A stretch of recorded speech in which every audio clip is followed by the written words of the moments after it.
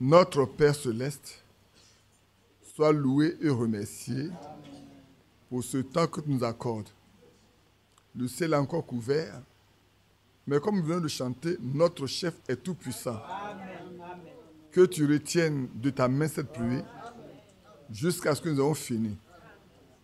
Parle à nos cœurs comme tu as parlé ce matin. Instruis-nous et garde dans le creux de tes mains au nom de Jésus-Christ. Amen. Que Dieu nous bénisse. J'ai juste envie de parler pendant peut-être juste 30 minutes et puis laisser Jean-Baptiste nous pour terminer entièrement ce sujet sur le discernement. On va prendre 1 Corinthiens chapitre 11, le verset 29 que vous connaissez bien. Ce passage qui nous parle de la Sainte Seine, dans lequel il nous est clairement dit que nous devons prendre garde à nous-mêmes. Je lis à partir du verset 28. Que chacun donc s'éprouve soi-même et qu'ainsi il mange du pain et boive la coupe. Car celui qui mange et boit sans discerner le corps du Seigneur mange et boit un jugement contre lui-même. Et nous voyons ici également qu'on nous parle de discerner le corps du Seigneur. Dans cet acte important que le Seigneur a institué avant d'aller à Golgotha, et l'apôtre Paul nous dit, il n'a pas appris d'un homme. Il dit, car j'ai reçu du Seigneur ce que je vous ai enseigné. Il n'a pas été avec le Seigneur quand il était vivant. Il n'était pas à la table ce jour-là dans cette maison où il a institué le souper du Seigneur. Mais il nous dit que c'est le Seigneur qui le lui a appris, qui le lui a enseigné. Et alors il peut l'enseigner librement. Comme nous l'avons vu ce matin, il dit bien, et je le répète encore, que ce que lui enseigne là, parce que les apôtres ont remarqué que quand ils l'ont reçu, ils ont vu que ce que Paul enseignait, c'est en accord avec ce qu'ils enseignent. C'est pour ça qu'ils lui ont donné la main d'association, afin que lui parte vers les païens et ils vont rester vers les Israélites, les Hébreux. Donc les deux enseignent la même chose, clairement.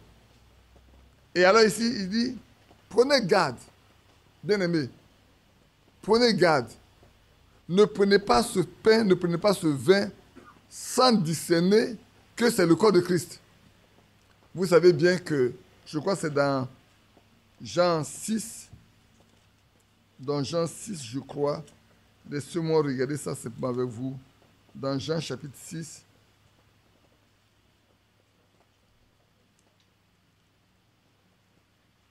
dans Jean chapitre 6, je ne sais pas pourquoi je suis allé dans Luc, alors je parle de Jean chapitre 6. Dans Jean chapitre 6, le verset 53, voilà ce qui est écrit. Jésus leur a dit, en vérité, je vous le dis. Si vous ne mangez la chair du Fils de l'homme, et si vous ne buvez son sang, vous n'avez point de vie en vous-même.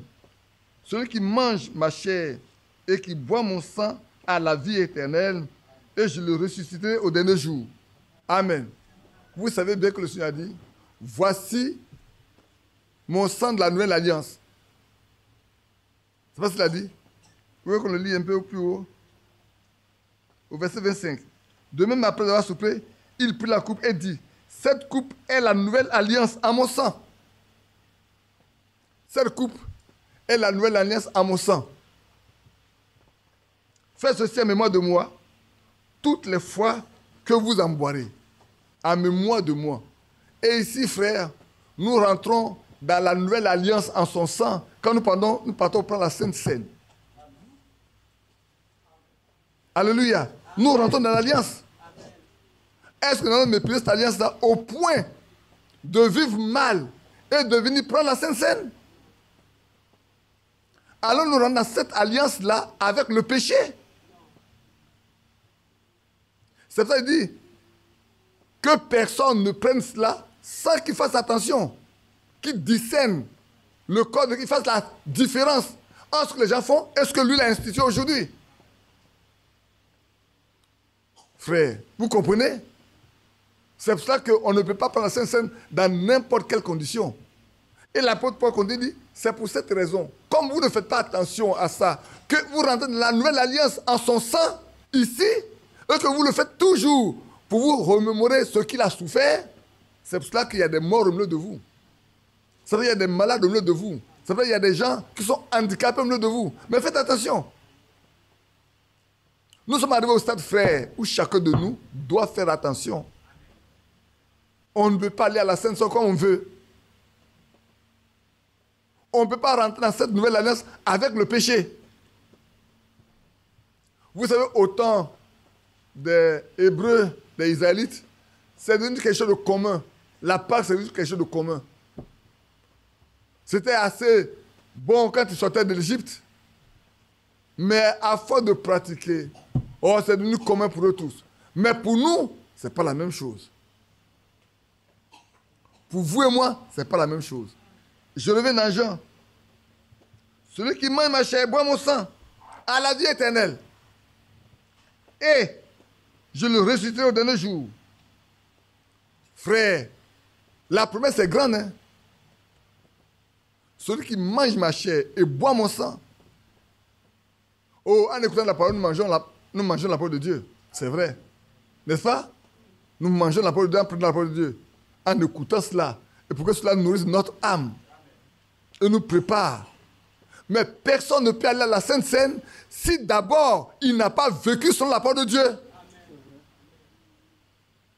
On n'a pas le droit, frère. On doit s'en éloigner. La première condition, c'est qu'on mange bien la parole de Dieu afin qu'elle produise en nous la vie de Christ. Alors on peut nous engager, nous approcher de la table, de celui qui est saint, et qui nous invite. Il nous invite à sa table. Comprenez-vous cela? Discernez le corps du Seigneur. Discernez le corps de Christ. Ne vous engagez pas à la légère. Si quelqu'un habitait ici, qui fait ce qu'il dit, frère, éloigne-toi. Vous voyez quelqu'un faire ça, vous dites, sœur, pardon, éloigne-toi de ça. Je ne veux pas être coupable de ce que je te vois, je t'ai vu faire, et que malgré tout, tu viens là, as-tu mis de l'ordre dans ça? Si tu n'as pas mis de l'ordre, ne t'en approche pas. L'apôtre Paul nous a averti que beaucoup ont été handicapés. Beaucoup sont morts et malades. Veux-tu aussi être malade? Est-ce que nous voudrons aussi, nous aussi être malades? Que le Seigneur nous aide. Comme j'ai dû parler pendant une trentaine de minutes, donc laissez-moi continuer. Sinon, on risque de rester longtemps dedans. C'est vrai. Le temps est arrivé, frère, où nous devons tous prendre garde dans tout ce que nous faisons. Le matin, on a dit, nous devons prendre garde à nos décisions que nous prenons. Et c'est vrai. Éprouver, marcher, sonder, examiner. Et soyons certains que la décision que nous prenons là, elle a été prise après avoir bien discerné ce que c'est. Que Dieu vous bénisse. Maintenant, prenons Jean chapitre 4, juste pour vous montrer une chose. Et là, je vais établir également une petite différence.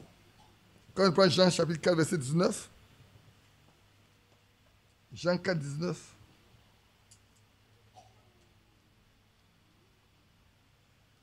je lis le verset 17. La femme répondit, je n'ai point de mari.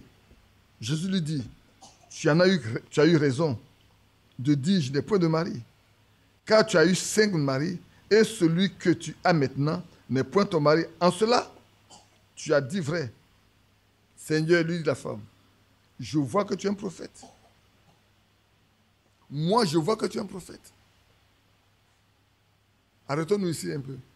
La femme, une Samaritaine, on dit, elle est une prostituée parce qu'elle a déjà eu 5 maris. Et le 6e qu'elle a n'est pas pour elle.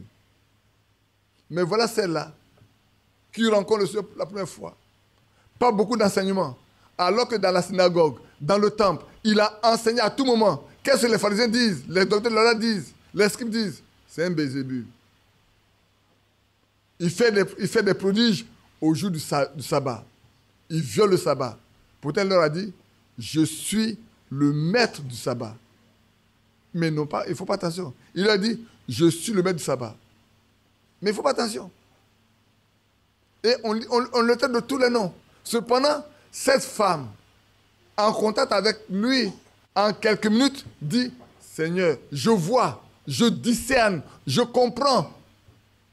Je sais que toi, tu es le prophète. Tu es le Messie. Oh là là. Vous voyez pas la différence entre deux catégories de personnes? Frère, quand tu es destiné à ça, Dieu te le montre. Cette femme-là, Dieu l'a destinée à connaître la vérité pour le salut de son âme. Et alors, l'Esprit lui révèle, celui qui est devant toi est celui qui peut te sauver de ta condition sale. Seigneur, lui dit la femme, je vois que tu es un, c'est ça non? Tu es prophète. Si tu es un prophète, ça veut dire quelque chose, mais tu es prophète. Il y a plusieurs prophètes, mais lui, il est le prophète. Il y a plusieurs prophètes, hein? Mais lui, il est le prophète dont Moïse a parlé. C'est le prophète dont Moïse a parlé. Tu es le prophète dont Moïse a parlé. Parce qu'il dit après, il dit, nos pères ont adoré ici, ont adoré là. Et toi, tu dis non, c'est pas là. Ensuite, je vois que toi, tu es celui dont Moïse a parlé. Et c'est vrai, frère. Femme, lui dit Jésus, crois-moi, l'heure vient où ce ne sera ni sur cette montagne, ni à Jérusalem, que vous adorez le Père. Vous adorez ce que vous ne connaissez pas. Nous adorons ce que nous connaissons, car le salut vient des justes. Mais, alléluia, l'heure vient où les vrais adorateurs, ceux que le Père cherche, ce sont ceux qui peuvent adorer en esprit et en vérité. Frère, c'est pour ça que ne cherchez d'amis que parmi ceux qui adorent le Seigneur en esprit et en vérité. C'est ceux-là qui peuvent avoir la révélation de la parole de Dieu. C'est à ceux-là que Dieu peut se révéler. Les autres, ce n'est pas fait pour eux. Éloignez-vous de cela. Prenez garde. Le temps est arrivé où chacun de nous doit dire, je suis en contact direct avec celui qui sauve. Comme je disais à cette sœur le matin, je vous le rappelais, le salut, il est individuel. Nous sommes ensemble, nous prions pour que nous tous, nous ayons part à ce que le Seigneur fait. Mais sachez, frère, que l'apôtre Paul nous a dit le matin, que même parmi ceux qui conduisent, il y a des loups cruels qui n'épargnent pas le troupeau. Et dans Ézéchiel, je crois, aussi le Seigneur dit, il va juger les brebis dans les brebis et les bergers dans les bergers. Le temps arrive où certainement ces choses vont nous arriver. Mais soyons certains que nous sommes du côté, comme Frère Barnier disait à ce frère qui avait fait le son, il a dit, de quel côté es-tu? Il dit, il est du bon côté. Il dit, oui, ben c'est vrai, c'est toi qui as fait le songe. Tu ne peux pas être du mauvais côté. C'est toi qui as fait le songe. Mais aujourd'hui, il n'est pas du bon côté. Quand il fait le songe, il disait qu'il était du bon côté. Mais quand maintenant le songe s'accomplit, il n'est pas du bon côté. Oui, non. Que Dieu nous aide. Laissez-moi vous regarder encore quelques écritures. J'en ai plein quand même, mais on va lire. Laissez-moi prendre encore ma petite Bible synodale. Allons dans Proverbe 13. Allons dans Proverbe chapitre 13, verset 16. Pour parler du discernement.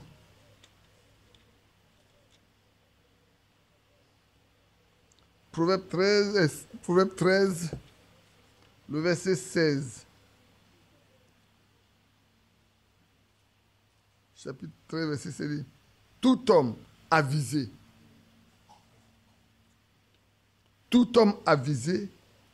agit avec discernement, mais l'insensé étale sa folie. Tout homme avisé, c'est tout homme prudent, un homme réfléchi, un homme qui agit avec intelligence. Il ne pose pas les actes comme tout le monde. C'est un homme intelligent, un homme prudent, un homme réfléchi. Alléluia. Quand il y a des actes à poser, il réfléchit. C'est un homme qui est prudent. Il ne parle pas. Oh, vous avez le fou, il ouvre grandement sa bouche pour débiter ce qu'il pense, pour dire ce qu'il croit. Le matin, le frère, donnant un résumé de quelques phrases sorties malencontreusement de la bouche de certains hommes conducteurs des églises de Côte d'Ivoire. Ils ont ouvert leur bouche grandement. Alors que l'État de réfléchir, mais qu'est-ce que je vais pouvoir dire face à cette situation? Soyons prudents. Soyons prudents. Hein. Quand on nous rapporte certaines choses, soyons prudents. Quand on nous dit certaines choses, soyons des hommes et des femmes avisés. Ayons le discernement dans ce que nous faisons. Ayons vraiment le discernement. Réfléchissons, prions pour que le Seigneur nous aide à voir quelle est la bonne attitude à adopter. Autrement, là, frère, nous allons nous laisser emballer dans des choses. Et puis après, on est complètement environné, entouré. On ne peut plus faire quoi que ce soit. On ne peut plus revenir en arrière. En négociation, on dit, il faut laisser toujours la porte ouverte à ton adversaire. Il ne faut pas fermer toute la porte. Si tu fermes toute la porte, il va plus. S'il part, il ne va pas revenir. Mais le problème, c'est que vos problèmes n'ont pas de solution. Et ici, frères, ne soyons pas ceux qui ouvrent leur bouche pour parler. Parce que demain, le mal, c'est qu'on a beaucoup de problèmes à revenir pour nous repentir. C'est ça le vrai problème. Si vous demandez à votre frère Badou qui est derrière là, je suis son nom, il a fait un choix. Et il assume son choix. Si vous lui demandez combien sont ceux qui, après avoir parlé, au sortir, ont demandé de leur pardonner. Ou bien, quels sont ceux qui, même après que j'ai fini de parler, ont dit, mes frères, priez pour nous, parce qu'on a parlé sans intelligence. Ça y est, lieu? Ça y est, non? Il dit, bien sûr. Et c'est important, frère, qu'on reconnaisse son tort et qu'on s'asseye. Je vous donne encore un autre passage pour encore vous donner la possibilité de discerner. Il y a beaucoup de passages. Je vais prendre deux ou trois autres et puis on va. Prenons Jean 12. Prenons Jean 12, on va prendre le verset 9, 11. Vous savez bien également, vous serez surpris de voir comment les hommes qui sont au service de Dieu se comportent dans certaines situations. Prenez Jean chapitre 12. Quand vous voyez cette femme samaritaine qui reconnaît qui est Jésus, alors ici il reconnaît, mais vous allez voir que l'attitude va adopter. Prenez Jean 12. Prenez le verset 9 et le verset 11. Et puis le 19, de 17 au 19, le verset 27 au verset 26. Vous allez voir. Le verset 9. Il disait cela. Bon, prenons le verset 6. Je vais prendre le verset 5. Pourquoi n'a-t-on pas vendu? Est-ce que c'est ça? Je suis au bon endroit? Le verset 9. Ouais. Une grande multitude de Juifs apprit que Jésus était à Béthanie. Qui était à Béthanie? Qui était à Béthanie? Jésus. Non, qui était à Béthanie? Jean, c'est Lazare et ses sœurs. Lazare le ressuscité. Une grande multitude de Juifs apprit que Jésus était à Béthanie et ils y vinrent, non pas seulement à cause de lui, mais aussi pour voir Lazare qui avait ressuscité des morts. Beaucoup de Juifs ont appris que Lazare est revenu à la vie. Et dès que le Seigneur passe, il dit, allons voir. Allons, il va faire encore des miracles. Allons voir même Lazare dont on parle qu'il est ressuscité. Mais écoutez la suite. Les principaux sacrificateurs délibéraient de faire mourir aussi Lazare. Cette fois-ci, ce n'est pas seulement Jésus qui doit mourir, Lazare aussi doit remourir. Il a goûté la mort, il est venu à la vie, et à cause de Lazare, la résurrection de Lazare, là, beaucoup sont en train de quitter les sacrificateurs, les docteurs de la loi, les scribes, les sadduciens. Et ils voient une multitude de Juifs qui vont là-bas. Vous allez voir ce qu'ils vont dire tout à l'heure. Hein? Parce que beaucoup de Juifs se retiraient d'eux à cause de lui et croyaient en Jésus. Alléluia. Lui là, il a ressuscité quelqu'un qui est mort pendant 4 jours. Il est mieux de marcher avec lui. que de marcher avec ceux qui sont là pour nous enterrer seulement. Ou ils attendent que nous sommes en train de mourir au dernier moment. Ils vont venir faire, comment on appelle ça? Les catholiques, qu'est-ce qu'ils font? L'extrême onction. Au lieu de marcher avec ceux qui attendent qu'on soit en train de venir faire l'extrême onction, allons voir celui qui peut prier pour nous pour que nous ne mourons pas. Vous comprenez, non? Frère, au lieu qu'on reste avec ceux qui disent nous conduisent, et puis chaque fois qu'on est malade, on ne les voit même pas. Allons voir ceux qui peuvent se déplacer, venir nous rendre visite et prier pour nous. C'est vrai. Prenons le verset 19, verset 17. Tous ceux qui étaient avec Jésus, quand il appela Lazare du sépulcre et le ressuscita des morts, lui rendaient témoignage.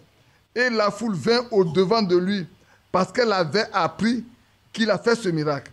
Les pharisiens dirent donc les uns aux autres, vous voyez que vous ne gagnez rien. Voici, le monde est après lui. Vous ne gagnez rien. Le monde est allé après lui. Vous laissez tout le monde aller après lui. Vous ne voulez pas faire quelque chose pour les empêcher. On ne gagne rien. Tout le monde est allé après lui. Tout le monde va après lui. Il faut qu'on fasse quelque chose pour garder notre position.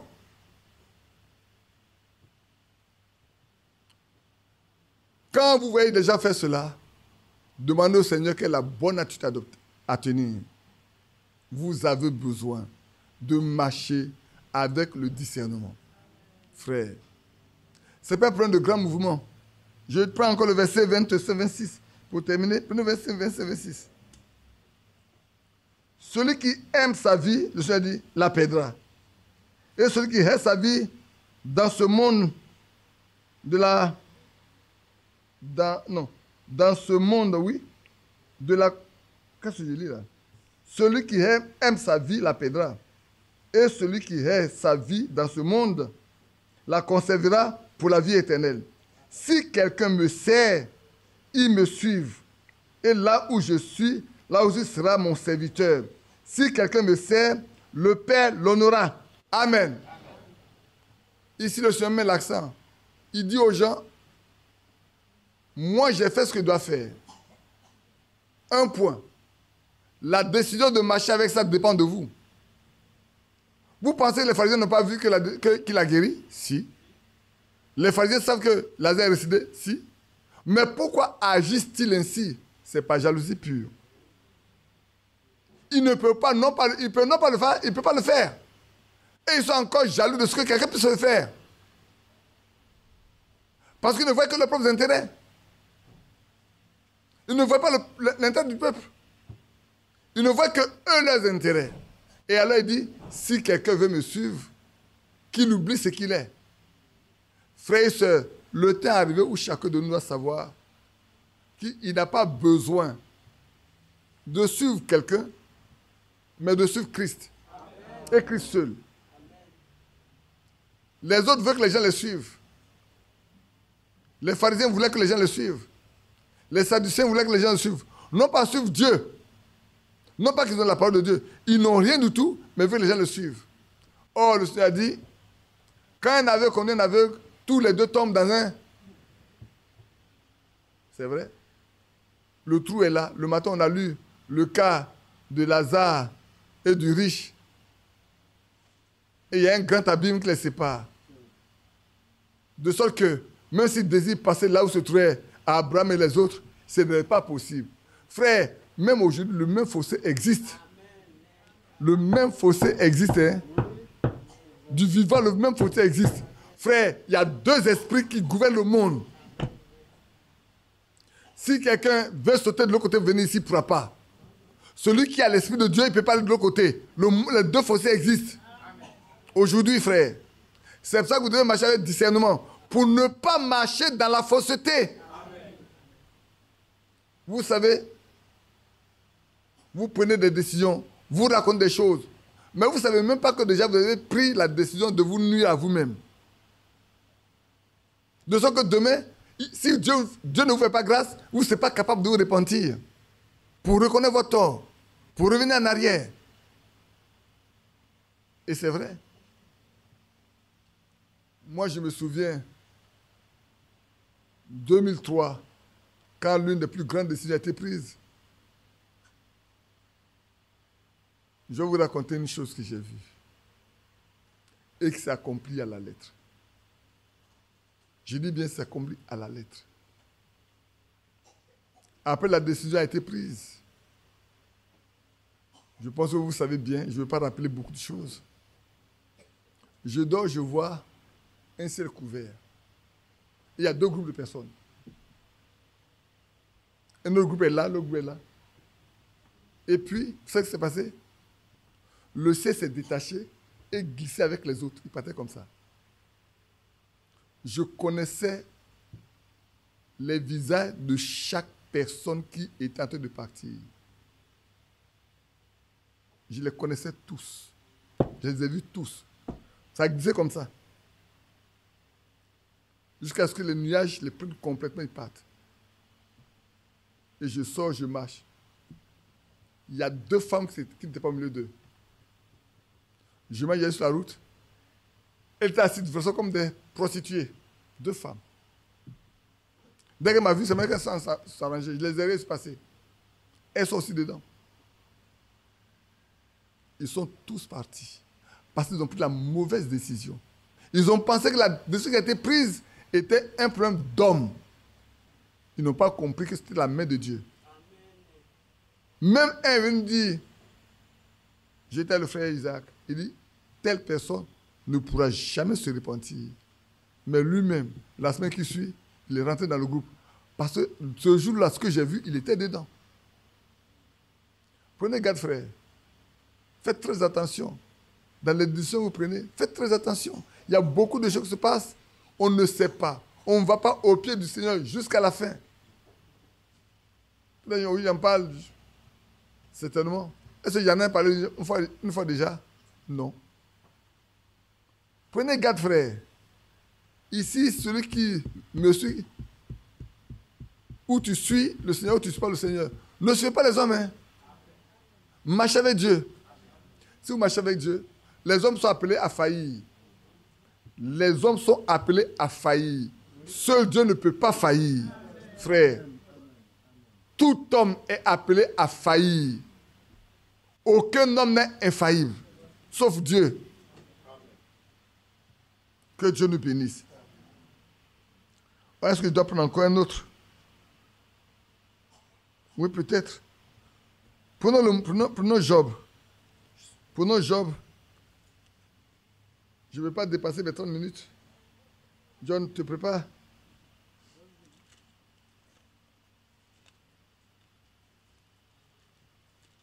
Prenons Job. Je vais voir le premier d'abord et puis le second. Prenons le Job 38. Et là, je vais prendre aussi ma Bible synodale. Je crois que oui, c'est ça. Prenons Job 30. Je prends ma Bible synodale. Je lis à partir le chapitre 38, le verset 1 et 2.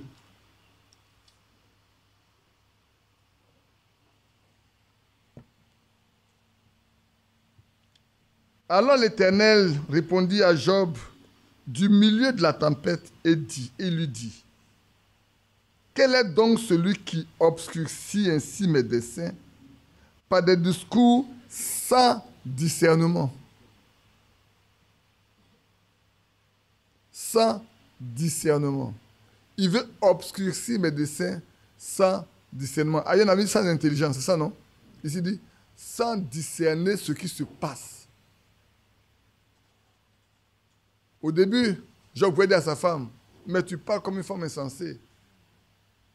Si Dieu nous a tout donné avant, que nous sommes réjouis, pourquoi allons-nous plaindre quand il voulait tout retirer? Gardons notre position et restez tranquilles. Mais la situation, on pourrait penser que c'est une situation d'un jour, d'une semaine, d'un mois, ou d'une année. L'achat a tellement duré peut-être que, alors ses amis sont venus dire, mais, cher ami Job, on a toujours mangé à ta table. Hein. Tu étais un homme très gentil, très doux, très beau. Mais depuis qu'on a vu te voir là, tu te plains, tu parles de Dieu, tu parles pas. Penses-tu que Dieu a tort de te faire ce qu'il fait? Toi qui bois la raillerie comme de l'eau, qui se moque de tout le monde, toi qui es orgueilleux, est-ce que tu as vu quelqu'un qui est saint devant le Seigneur souffrir comme toi? Pourquoi est-ce que tu te plains? Et Job a fini par parler la leçon. Il dit, mais maintenant là, moi-même, je vais t'interroger. Comme tu penses avoir de l'intelligence, avoir le discernement, je suis devant toi. Veux-tu obscurcir mes desseins? Ce que j'ai prévu de longue date. Vous pensez que Dieu a arrêté ça jusqu'à Satan est venu? Dieu a fait ça de longue date. Ce sont les desseins, les objectifs, le plan de Dieu. Ce que j'ai planifié depuis des années, est-ce que toi tu peux mettre fin à ça d'un coup? Dis-moi, lève-toi. Et alors je vais t'interroger, toi m'instruire. Frère, prenons garde. Beaucoup de choses peuvent arriver à chacun de nous. Mais sachons que c'est des choses qui sont planifiées de longue date. Dieu le sait d'avance. Et c'est vrai que j'aime bien le psaume 139, vous savez bien ça. Avant que je ne sois né, ne sois conçu, Dieu savait quel c'est le plan de ta vie. Il sait les difficultés, les épreuves. Or, souvent, je vous ai dit une chose la fois dernière, non? Quand Dieu veut résoudre un problème, il envoie quelques petites difficultés. Mais quand il veut faire des miracles, il envoie des situations impossibles. Là où les hommes ne peuvent pas intervenir, Dieu te met dans la situation. Afin que quand tu as barricadé partout, c'est fini. Tu ne vas ni à gauche, ni à droite. Il n'y a pas de solution nulle part. Là, tu te livres à lui.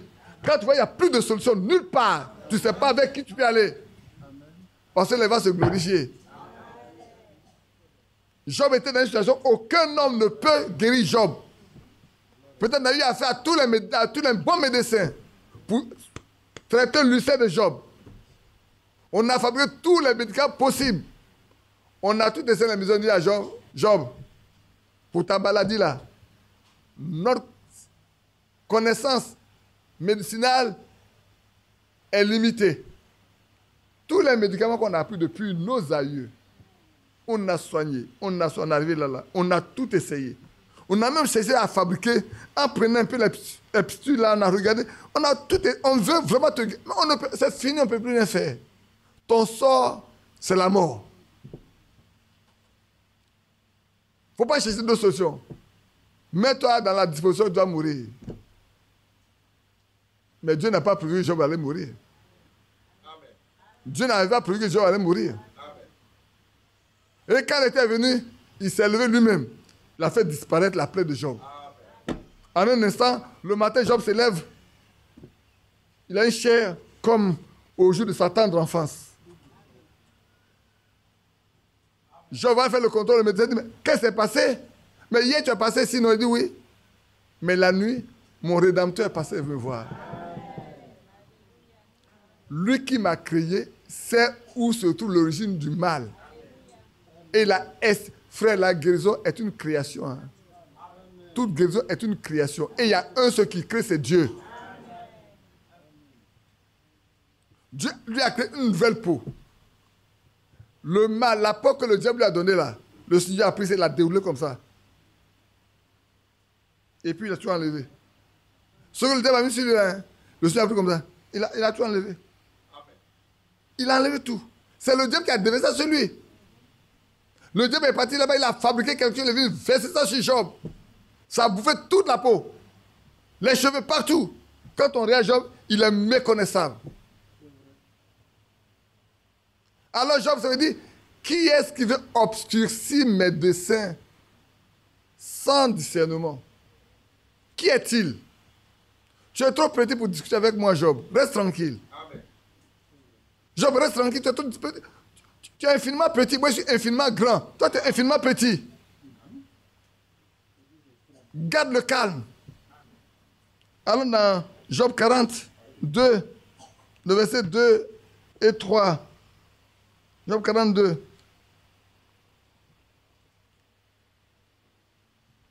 Et Job dit, Job répondit à l'Éternel, je sais que tu peux tout. Et qu'il n'y ait non, qu'est-ce que ça dit ici? Je vais lire ici. Hein. Et qu'il y ait impossible de faire obstacle à tes desseins. Ici dit, et qu'il est impossible de faire obstacle à tes desseins. Aucun homme ne fait obstacle à tes desseins. Personne. C'est une impossibilité de pouvoir bloquer ce que tu veux faire. C'est impossible à un humain de bloquer ce que Dieu décide de faire. C'est impossible. Si Dieu a décidé de faire souffrir quelqu'un, vous ne pouvez pas arranger sa situation. Si Dieu a décidé de bénir quelqu'un, vous ne pouvez pas lui arracher la bénédiction. Le matin, je vous parlais de Joseph et ses frères, non? Dieu a décidé de faire de Joseph le plus grand, l'un des plus grands de la terre. Ses frères n'avaient pas compris. En voyant ces songes-là, avec ces gerbes, avec ces étoiles et tout, Dieu a des frères, il a pris des choses de la terre et il a pris des choses d'en haut. Je ne sais pas si vous comprenez. Il a pris les choses de la terre, les gerbes. Aucun homme ne peut créer ça. Hein. Dieu, ici là, vous laissez ça, les herbes vont pousser tout de suite. Comment on appelle ça? Les gerbes sont déjà dans le sol. Alors, Joseph dit, mais on est parti, nous tous là pour moissonner. Et puis, on a des gerbes. Et puis, je vois vos gerbes là, se sont levés pour se prosterner devant ma gerbe. Ma gerbe est debout comme ça, vous êtes couchés là. Toi, le 10e, le 11e d'entre nous, tu dis que nous, tes aînés, avec nos barbes, on va venir se prosterner devant toi. Toi, fais attention. Dieu ne s'arrête pas là. Amen. Dieu continue. Ce sont les étoiles. C'est la lune. C'est le... Son papa dit, Joseph, ça devient grave. Hein? Joseph, quels sont ces types de songes que toi tu as là? Moi, je suis prophète. Écoutez bien, Jacob était un prophète, non? Mais il n'a pas compris ce que Dieu a montré. Frère, Dieu ne révèle pas toujours tout, même au prophète. Il ne révèle pas toujours tout au prophète. Même le prophète Jacob n'a pas compris. Mais il a gardé ça dans son cœur. Il sait ce que son fils a vu là. C'est quelque chose de grand. Mais ça veut dire quoi? Et les gens ont pensé qu'en éloignant Joseph de la maison, ils seront en paix. Si Joseph reste au milieu de ses frères, il ne sera jamais grand. Il restera tout le 10e. Alors, frère, je regarde à ma gauche et il n'est pas là. Il est parti. Le jour où mon frère Galati devait se marier à Daoukro, ce n'était pas moi qui devais prêcher. Mais lui avait voulu, à sa fête, il avait voulu que moi je prêche. Les gens lui ont dit non, vous ne pouvez pas choisir votre prédicateur. Vous devez prier Dieu pour que Dieu vous donne votre prédicateur, mais vous ne pouvez pas choisir. Alors, les organisateurs ont choisi leur prédicateur et puis, à l'heure venue, à 5 minutes de la cérémonie, on me demande d'aller prêcher. Alors, j'ai pris la situation de qui? De Samson et de Dalila. Quand j'ai commencé, les gens ont dit, mais on est venu au mariage là, et puis c'est Samson et Dalila, les gars, ils vont apprendre. Oui, c'est vrai. Mais la Bible dit que les gens ne savaient pas que Dieu a voulu cela pour éprouver les Philistins. Quand il a pris Dalila, il cherchait la guerre aux Philistins. Et il a atteint son objectif, même si la femme l'a endormi au point de le tuer. Oui, frère. Dieu a laissé venir la jalousie dans le cœur de ses frères. Il pouvait dire, oh, mais ça c'est une banale songe, c'est pas grave ça. Ça ne fera rien. Laissez-le. Mais ils ont pris ça au sérieux. Ils ont pris tellement ça au sérieux qu'il dit, s'il reste au milieu de nous, on aura honte. Il va nous humilier. Sortons-le du milieu de nous. Sortons-le rapidement. Il y a un qui a dit, si on le tue, alors ça ne va pas avoir lieu. Mais vous ne pouvez pas tuer dans l'œuf ce que Dieu a préparé de longue date. Ça ne peut jamais avoir lieu, frère. Pour finir, ils ont décidé de le jeter dans un puits là-bas. S'il meurt, ce n'est pas eux qui l'ont tué. Et puis, le puits aussi est sec. Il n'y a pas d'eau dedans. Et la cupidité fait que c'est les Madianites qui passent, non? On dit, mais si on le vend, on va avoir de l'argent. Là-bas, il est là-bas, on ne gagne rien. C'est notre frère. Sortons-le, vendons-le. On va prendre l'argent. Il va être esclave quelque part, là, puis nous, on est tranquille. Ça ne va jamais s'accomplir. Là, il n'est pas, mort, on n'a pas tué. On ne l'a pas tué. Hein. On l'a vendu comme esclave seulement, c'est tout. Ils ne savent même pas que c'est la main de Dieu. Frère, pour tout enfant de Dieu, tous les chemins sont déjà tracés par Dieu. Écoutez-moi bien, frère. Je ne joue pas. Notez que dans votre vie, si vous êtes un fils, une fille de Dieu, votre vie est déjà préordonnée par Dieu. Dieu l'a déjà préordonné. Vous ne pouvez rien faire de mieux que ça. Alors les gens prennent Joseph, ils donnent l'argent et ils vont le vendre, non pas n'importe quelle personne. À qui vont-ils le vendre? À un homme qui est près du roi de l'Égypte, qui est d'une certaine importance. C'est bien, hein? De la brousse, du trou, il arrive dans un palais. Et dans le palais, tout ce que sa main touche est béni. Ils vont remarquer. Le propriétaire se rend compte que tout ce que la main de cet homme touche, Dieu le bénit. Il faut l'élever au-dessus de tous les autres. Hein? Et la femme regarde, c'est un beau jeune homme. Je vais en faire quoi? Mon quoi? Mon amant. Quand mon mari ne sera pas là, je vivrai avec lui. Quel cœur hypocrite. Mais Dieu connaît le cœur de Joseph. Le chemin par lequel Joseph va quitter ce lieu-là. Parce que s'il reste ici, tout ne va pas bien s'accomplir. Le chemin par lequel Joseph va arriver à l'endroit prévu, Dieu l'a déjà préparé. Et il connaît le cœur de Joseph. Il sait que le piège là, Joseph ne va jamais tomber dedans. Dieu sait que Joseph ne va jamais tomber dans ce piège. Alors la femme s'acharne. Un jour, pour finir, c'est sa tunique reste les mains. Et elle raconte un mensonge. Vous connaissez l'histoire, je ne vais pas vous garder longtemps. Et il atterrit maintenant dans la prison du grand roi. Il atterrit dans la prison du grand roi. Où, frère, deux serviteurs éminents du roi sont en prison. Et ils sont là au même moment. Il n'y a pas de hasard avec Dieu. Comment c'est à ce moment-là que les deux arrivent? Et puis le ciel arrive. Et qui va leur donner des songes?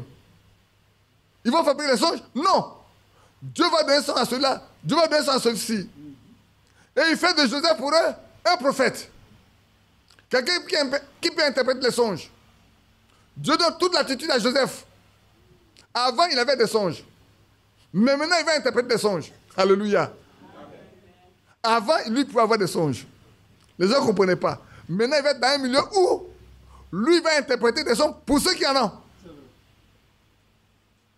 Et puis, comme vous connaissez l'histoire, il ne veut pas vous garder longtemps.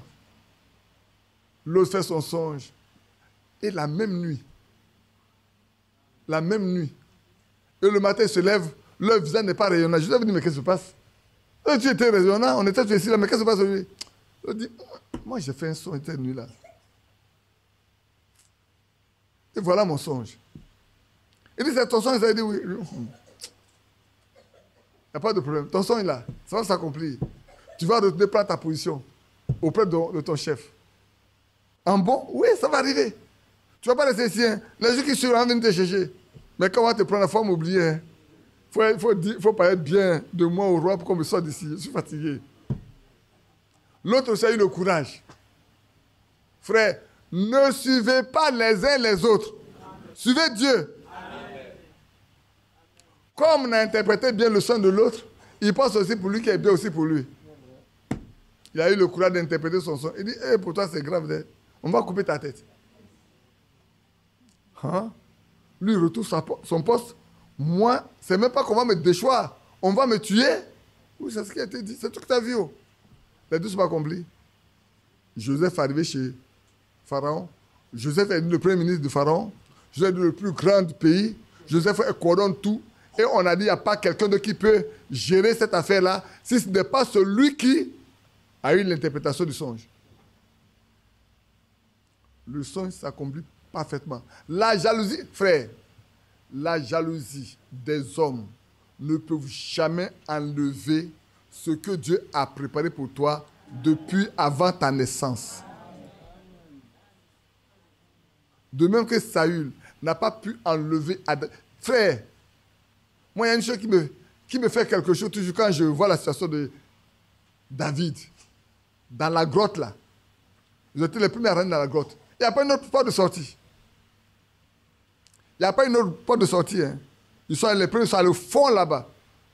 Et puis, Saül et toute l'équipe sont venus se coucher devant la porte. Ils ont barricadé tout ça là.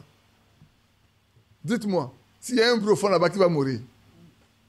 S'il y a un bruit au fond là-bas, là, ils peuvent rester dehors. Hein. Les gars de Saül là, ils se rendent compte que David est derrière ces gars, ils restent dehors. Qu'est-ce qu'ils font? Les flèches. Pion, pion, pion, pion, pion. Vous allez tous mourir dedans. Mais à peine ils sont rentrés dedans, à peine Dieu leur a donné un profond sommeil. Parce que David ne peut pas mourir. Ce que Dieu avait prévu là. Vous savez que Dieu l'a oint, non? Ayant été oint, il ne peut pas mourir sans avoir accompli la chose pour laquelle il a été oint.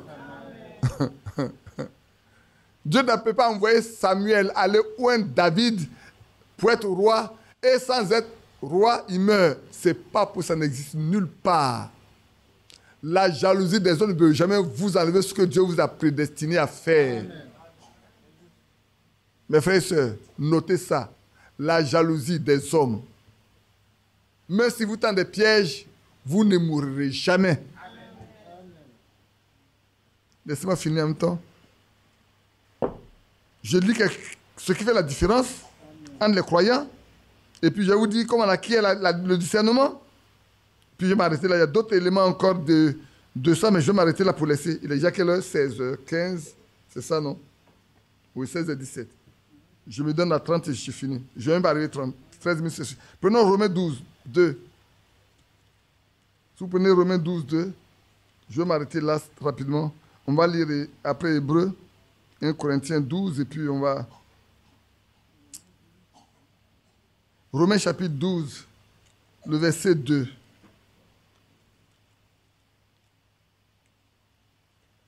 Romains 12, chapitre 2. Ne vous conformez pas au siècle présent, mais soyez transformés par le renouvellement de votre intelligence. Frère, comme je l'ai toujours dit, dans le jardin d'Éden, après le péché, l'intelligence de l'homme est corrompue. Et l'homme ne vit que par son intelligence. L'homme a perdu la foi. Et si il est question que notre intelligence soit renouvelée complètement, pour que nous ayons le discernement, pour connaître quelle est la volonté de Dieu, ce qui est bon, ce qui est agréable et parfait devant lui. Nous avons besoin, encore aujourd'hui, frère, d'avoir une intelligence complètement renouvelée, ramenée complètement, pour que nous soyons capables de discerner les choses qui sont les meilleures devant Dieu. Un croyant, un vrai croyant, est celui dont l'intelligence a été changée. Il n'est pas naturel, il n'est pas charnel, il est spirituel. Vous comprenez? Un croyant qui a connu Christ devient un homme spirituel. Et il marche avec l'Esprit de Dieu. De sorte qu'il peut discerner ce qui est bon, ce qui est agréable et parfait devant Dieu. C'est à cela que vous êtes appelés, frères. Nous tous. Dieu veut le faire pour chacun de nous. Pourquoi nous ne marchons pas selon des hommes, dans la nature des hommes, mais en ayant en nous la nature de Dieu? C'est vrai. Et c'est pour ça qu'on peut lire rapidement 1 Corinthiens, je me demande si je ne me suis pas trompé de passage. C'est 1 Corinthiens 12, 10. Prenez 1 Corinthiens 12, 10. Je voulais rapidement finir ça. 1 Corinthiens 12, verset 10. On peut la partir du verset 8 ou verset 7 même. Verset 7. Oh, à chacun, la manifestation de l'Esprit est donnée pour l'utilité commune. Alléluia. À chacun, la manifestation de l'Esprit est donnée pour l'utilité commune. En effet, à l'un est donnée par l'Esprit une parole de sagesse, à un autre une parole de connaissance selon le même Esprit, à un autre la foi par le même Esprit, à un autre le don de guérison par le même Esprit, à un autre le don d'opérer des miracles, à un autre la prophétie, à un autre le discernement des esprits, à un autre la diversité des langues, à un autre l'interprétation des langues. Ici également, le discernement est un don de l'esprit. Ah oui. Discerner les esprits, c'est un don. Dieu le donne pour que soient capables de discerner les esprits, afin de ne pas se laisser prendre au piège par ces esprits qui sillonnent la terre. Et même dans les églises, quand Frère Madame dit ici, vous allez dans une église, il semble que chaque église a un esprit, en dehors de l'esprit de Dieu. Là où l'esprit de Dieu n'opère pas, il y a un esprit qui s'empare de cette église-là. Notez ça, frère. Là où Dieu n'est pas, le groupement qui se forme là, il y a un esprit qui vient s'emparer d'eux. Tout en pensant faire la volonté de Dieu, ils sont éloignés à des milliers de kilomètres de Dieu. Ils ne se rendent même pas compte qu'ils sont loin de Dieu. Ils pensent qu'ils sont dans la pleine volonté de Dieu. Frère, là où Dieu est, la manifestation de l'Esprit est visible. Amen. Oui, c'est vrai. Comme j'ai fait la promesse de plus rien dit, donc je passe dessus comme ça. Dieu continue de guérir. C'est faux? Là où Dieu est, la guérison s'opère. Oui, c'est vrai, frère. Il fait encore des miracles. Et moi, je me réjouis de ce que, pour nous tous, aujourd'hui encore, Frère Franck fait passer ces messages sur ces services de guérison. Pour que chacun de nous comprenne que c'est un don que le Seigneur nous a fait. Ce qui a été fait du courant de la vie de Frère Branham doit pouvoir continuer au milieu des enfants de Dieu. Ah, vous ne croyez pas ça? Ça doit pouvoir continuer, hein, frère. Là où il y a le Saint-Esprit, Dieu continue de faire les mêmes miracles. Il n'y a pas un temps qui est prédestiné au cours duquel ça va avoir lieu. Et puis les autres temps, non, frère, si vous êtes dans la présence de Dieu continuellement, il fera au milieu de vous ce qui est nécessaire. Pour que votre foi ne soit pas fondée sur la sagesse du langage, mais sur la démonstration de la puissance du Saint-Esprit. Oui, frère. C'est pour ça qu'il va y avoir le discernement. Ayons le discernement. Marchons avec sagesse. Je vais vous donner la dernière écriture et puis on va s'arrêter. 1 Corinthiens 2, 14, 16. 1 Corinthiens 2, 14, 16. Pour laisser un peu de temps.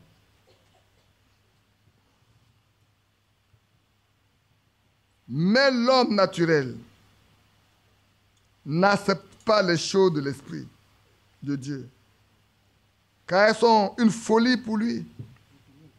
Et il ne peut les connaître, parce que c'est spirituellement qu'on en juge.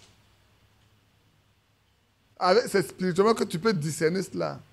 Juger, porter un jugement sur quelque chose. Tout à l'heure, on a bien vu qu'il nous faut pouvoir discerner, comprendre, décider en toute intelligence. Et ici, celui qui n'a pas l'Esprit de Dieu ne peut pas comprendre, il ne peut pas discerner, il ne peut pas voir. La femme a dit, mais je vois que tu es prophète. La Samaritaine dit, je vois que tu es prophète. Quand cette femme Marie est venue avec des larmes, avec un grand parfum, un parfum de grand prix, chez Simon, Simon a invité le Seigneur pour se moquer de lui.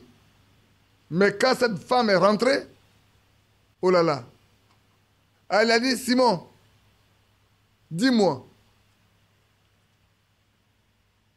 qui aimera le plus en deux hommes?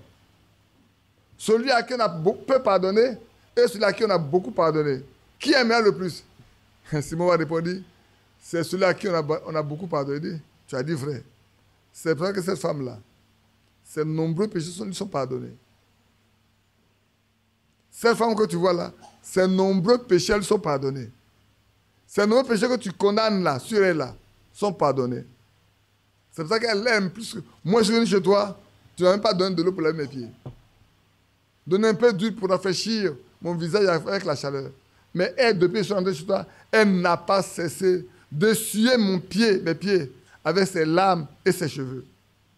C'est pourquoi ces nombreux péchés sont pardonnés. Oh Jésus, aide-nous. Aide-nous à avoir le discernement, à comprendre. Il dit ici, hein, mais l'homme naturel n'accepte pas les choses de l'Esprit de Dieu, car en effet, elles sont une folie pour lui. Il ne peut le connaître parce que c'est spirituellement qu'on en juge. Mais l'homme spirituel, au contraire, juge de tout.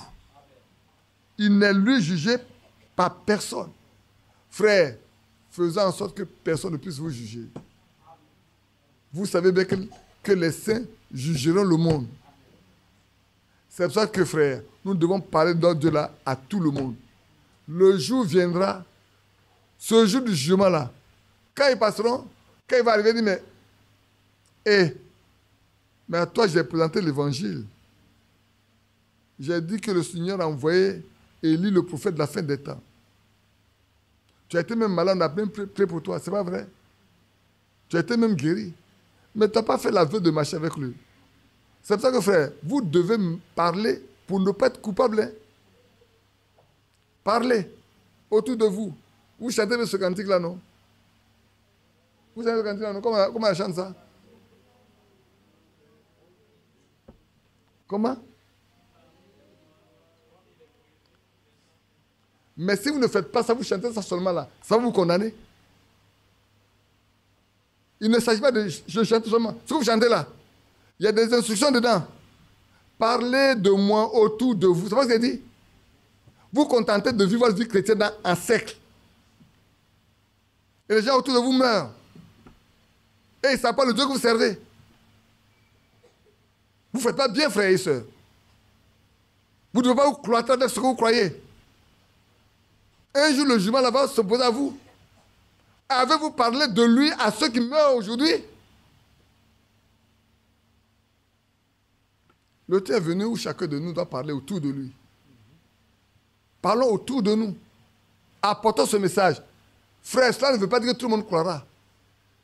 Tout le monde ne croira pas. Mais vous aurez rendu témoignage de ce que Dieu a fait pour vous, sœurs. De ce que Dieu a fait pour vous dans votre vie. De ce que Dieu a fait pour nous. Parlons. Amenez les autres à comprendre.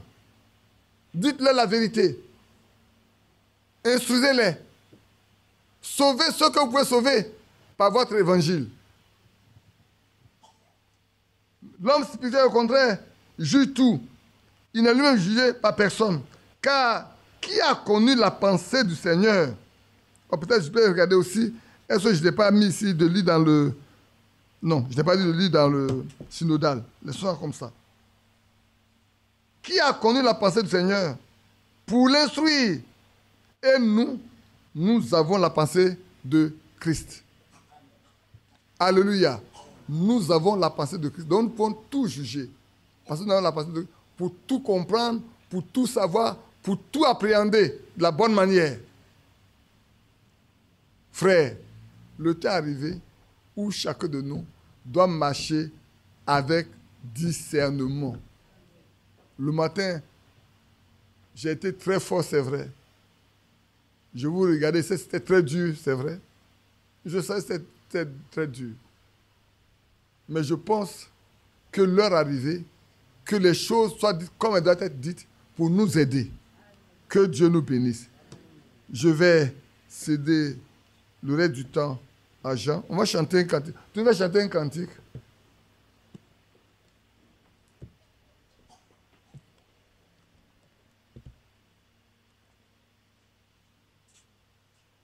De sorte qu'il n'est parlé qu'à peu près 1 heure de temps. Mon âme bénit le Seigneur, et mon esprit magnifie son nom. Car la mort n'a pas pu le retenir. Même dans le tombeau, Jésus est le Seigneur. Même dans le tombeau, Jésus est. Oui, mon âme bénit le Seigneur. Et mon esprit, car la mort n'a pas pu le retenir. Oui, même dans le tombeau, Jésus est. C'est vrai, même dans le tombeau, Jésus. Oui, même dans le tombeau, Jésus est Seigneur. Oh, même dans le tombeau, Jésus est Seigneur.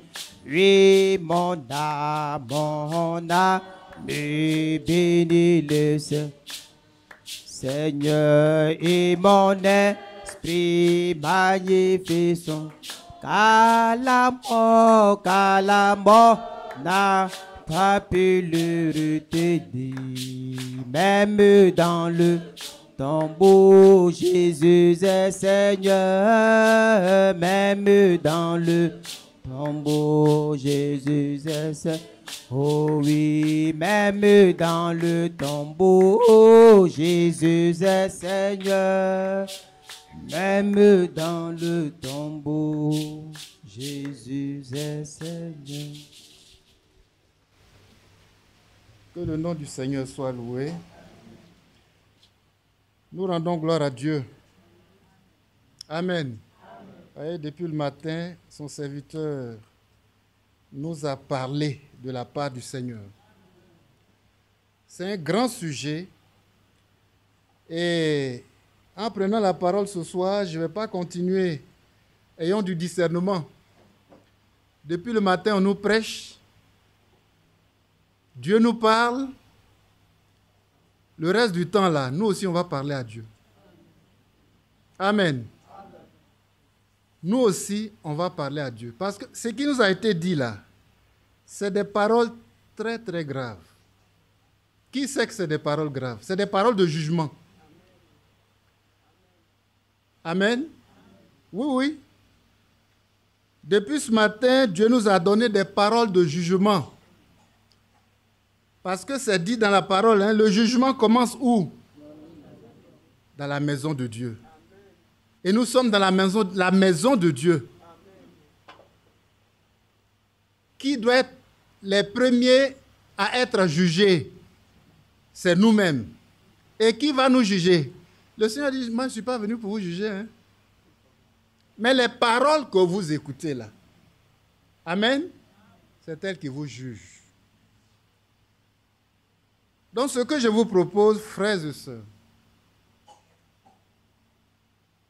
puisqu'on a entendu des paroles très graves,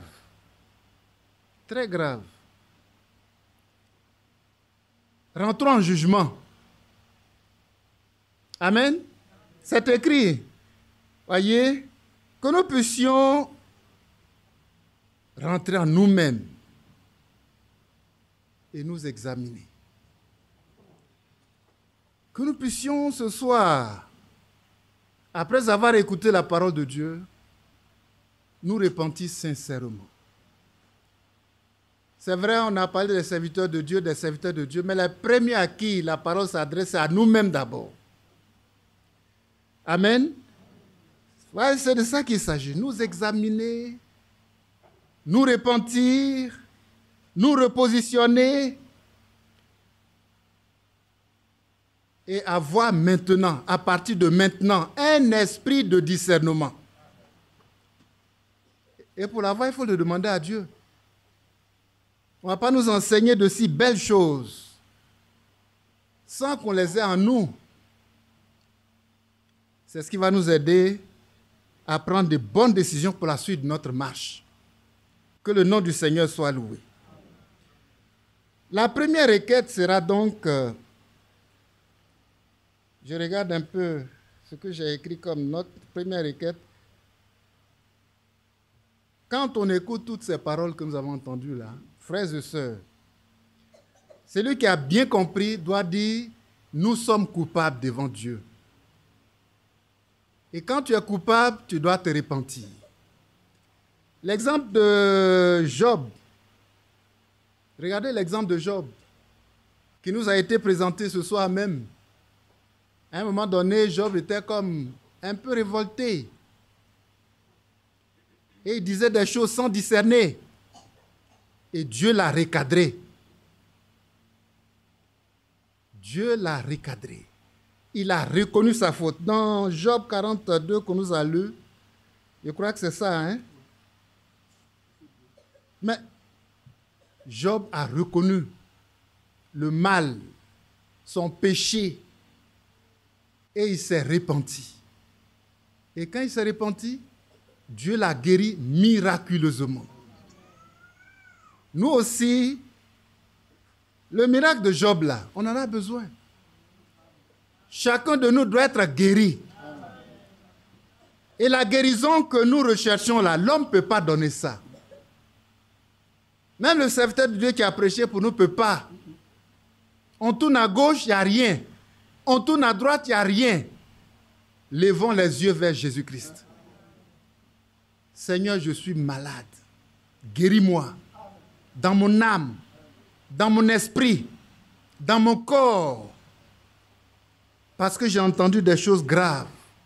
C'est un jugement. Et je veux que ce jugement-là, en tout cas, passe par moi pour que je sois libéré de tout ce qui ne te glorifie pas. Regardez un peu. Restez assis. Quand on annonce le sujet, on se lève maintenant et on prie. On va s'appuyer sur le premier passage qui a été lu. Quand on regarde dans Philippiens chapitre 1, où la parole a été annoncée à partir du verset 9,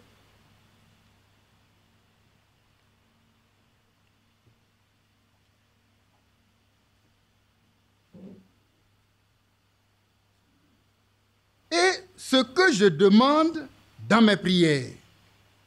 Qui dit ça? C'est Paul. C'est Paul, le messager du premier âge. Voilà ses prières. Ce qui est là, c'est des requêtes de prière.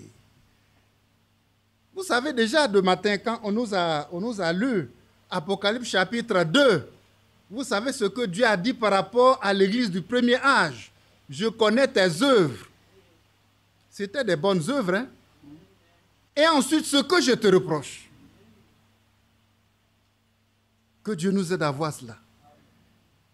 Et donc, si c'est lui, l'ange de l'église du premier âge, regardez, il est vraiment sous l'onction de l'œuvre pour laquelle Dieu l'a utilisé. Et il prie pourquoi? Sa première requête, ce que je demande dans mes prières, c'est que votre amour augmente de plus en plus en connaissance,